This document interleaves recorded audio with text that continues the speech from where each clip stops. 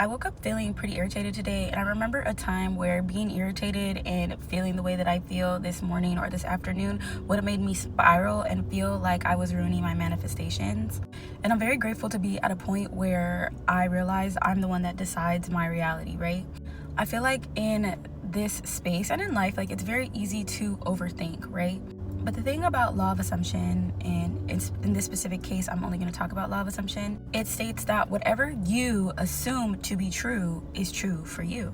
So it would make sense then that if I assume that I can be irritated and still receive my manifestations, I could be upset and still receive my manifestations, I could be frustrated as hell and still expect that I'm going to receive what I said I want to receive and what I've decided that I will receive.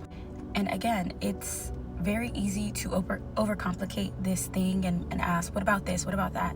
It applies to whatever you decide it applies to. And anything means whatever you decide that it means. So if you make being frustrated and upset and angry mean that you're not going to get your manifestation, then it's going to mean that.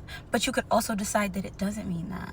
And I don't know who needs to hear that. I think there was a time that I needed to hear it. There probably will be times in the future that I, need reminding.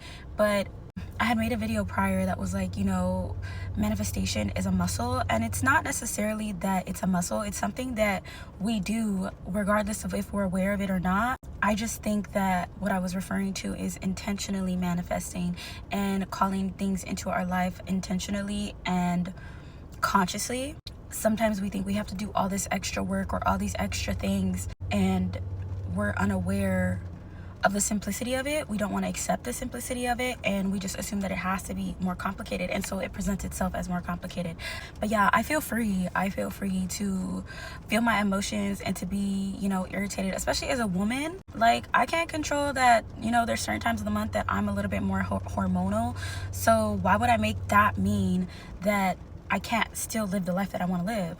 Heck no, you know what I mean? So I just wanted to make this video before I forget, because I feel like that is it's a very freeing place to be when you realize that you can feel all of your emotions, you can still have your human experience and experience the life that you want to live. It's not the deal breaker that I think a lot of people assume that it is.